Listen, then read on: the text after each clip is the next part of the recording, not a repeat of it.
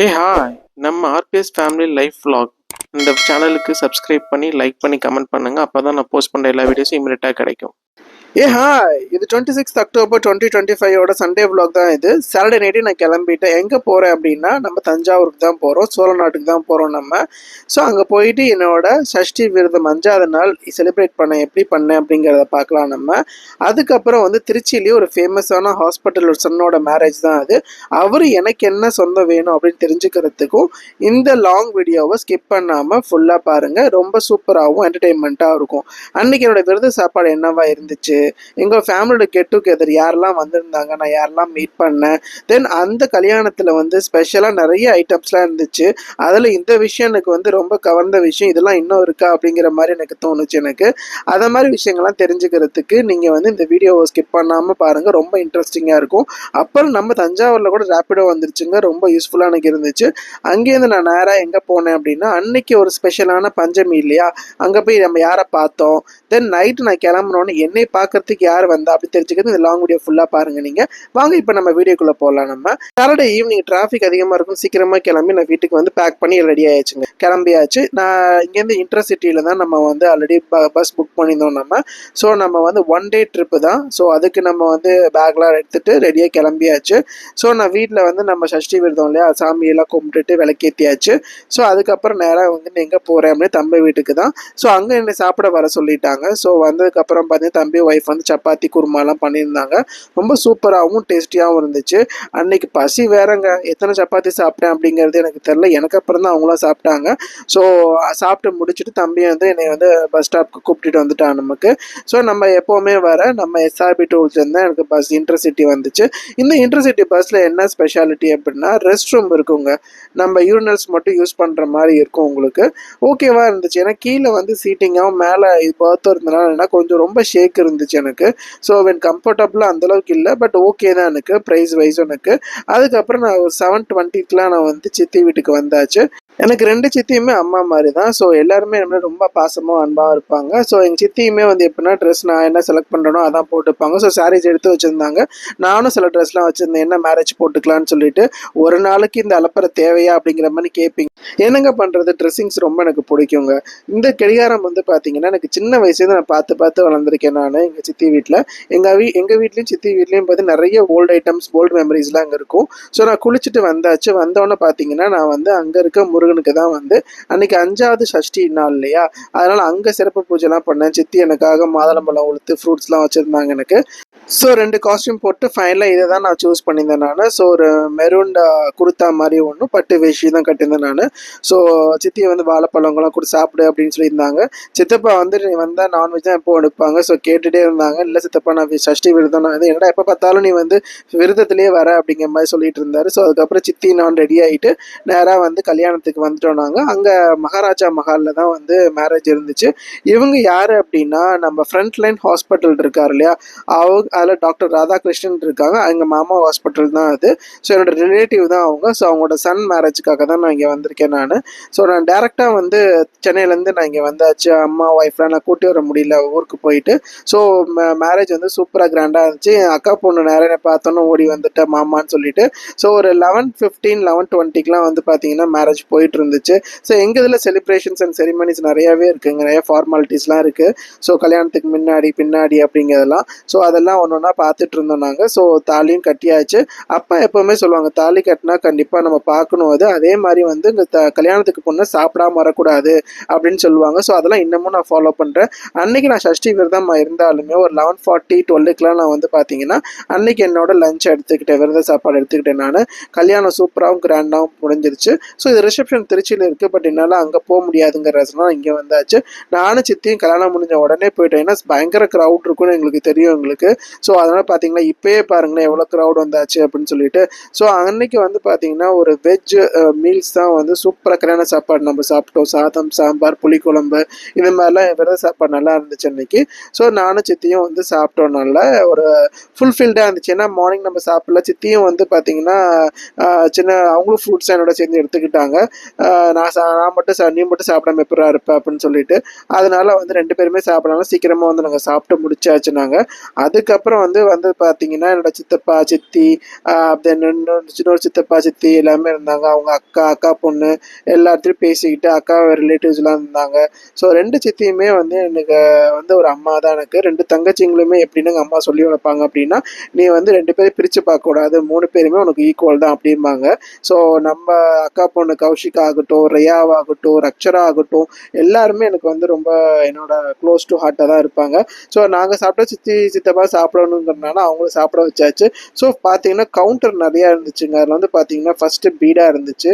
So நிறைய வந்து counters வந்து பார்த்தீங்கன்னா 90s ரிமெம்பரன்ஸ் பண்ணுற மாதிரியே இருந்துச்சு அந்த விஷயங்கள்லாங்க.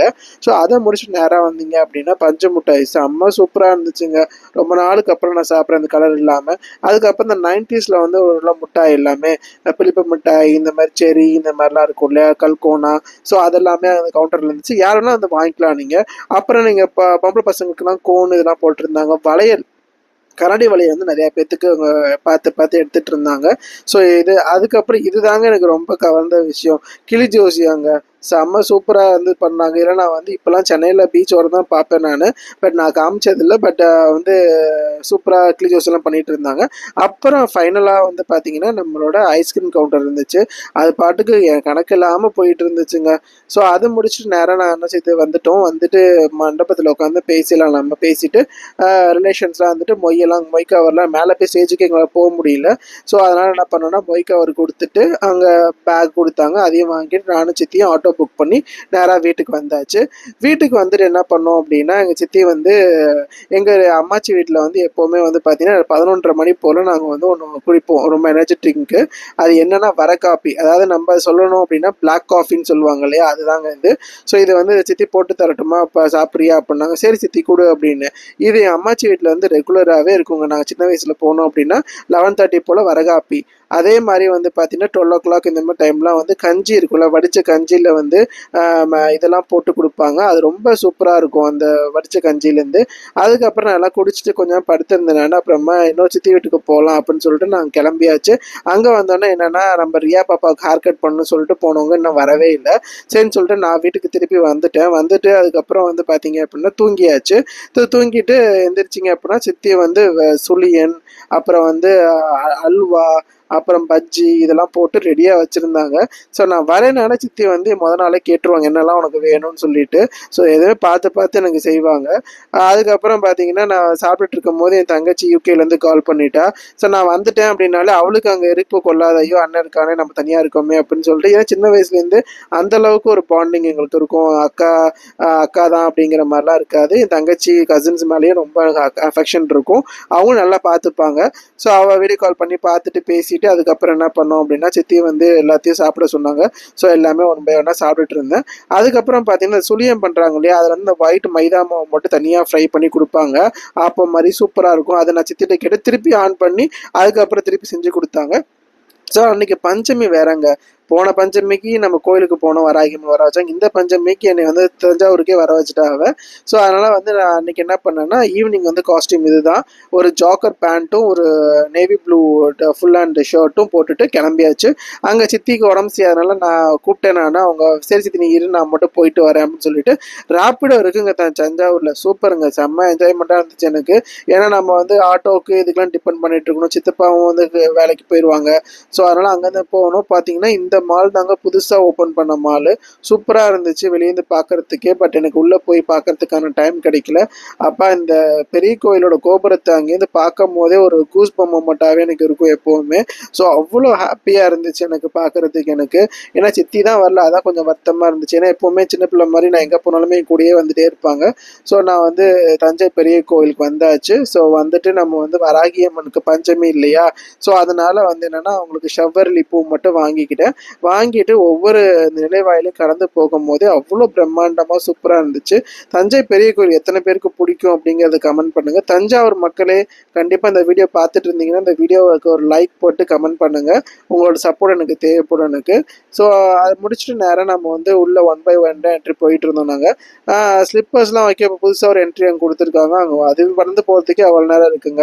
ஸோ அதெல்லாம் வச்சுட்டு நேராக நம்ம வந்து பெரிய கோயிலில் வந்து பார்க்கும்போது அவ்வளோ ஒரு ஹாப்பியாகவும் மனசுக்கு அமைதியாகவும் ரொம்ப ஒரு ப்ளசன்ட்ஃபுல்லாக டிவோஷனலாக இருந்துச்சு. எனக்கு அவ்வளோ கும்பல் ஜேன்னு இருந்துச்சு.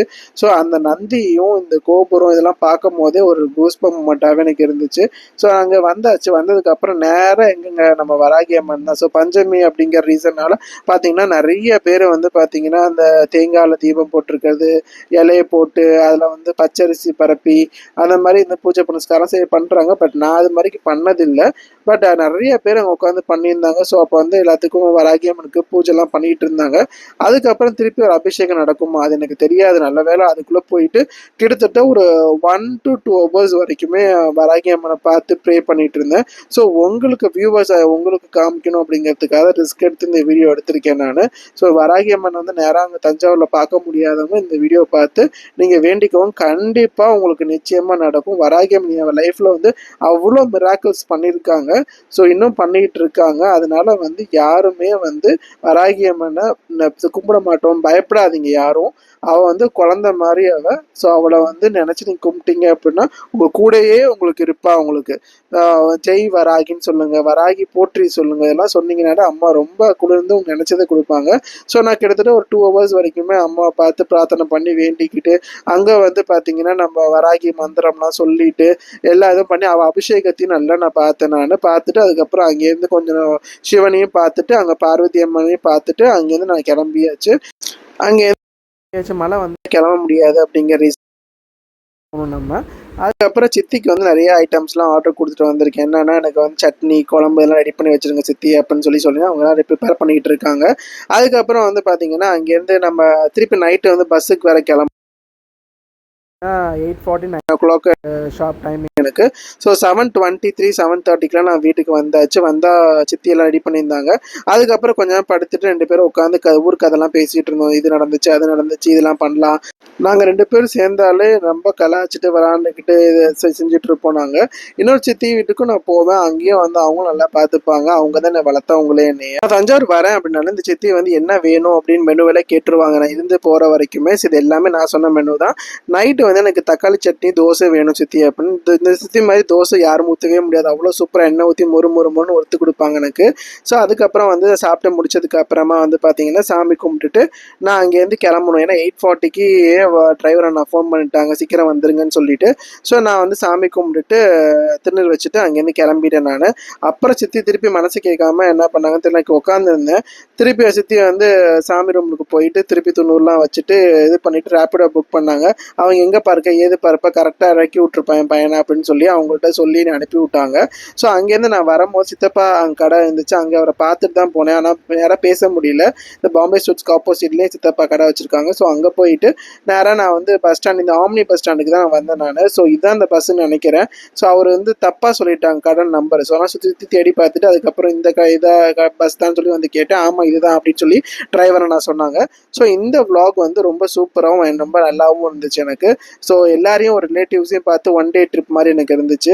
ஸோ அதுக்கப்புறம் பார்த்தா என் தங்கச்சி வந்துட்டு இன்னொரு சித்தி அண்ட் தங்கச்சி பொண்ணு எல்லாம் பார்க்கணும்னு சொல்லியிருந்தேன் நான். அவங்க நேரம் என்ன பண்ணிட்டாங்க, நேரம் நீ பஸ் ஸ்டாண்டு போகணுன்னு சொல்லிட்டு சர்ப்ரைஸாக வந்து எனக்கு வந்துட்டாங்க. இதே என்னோட ரியா பாப்பா, என்னோட கசின் 2வது தங்கச்சி பொண்ணுவ, இன்னொருத்தி யூகேல இருக்காள் ரக்ஷரா. அதுக்கு முன்னாடி எங்கள் அக்கா பொண்ணு தான் கௌஷிகா. எல்லாம் வீடியோவில் பார்த்துருப்பீங்க இல்லையா.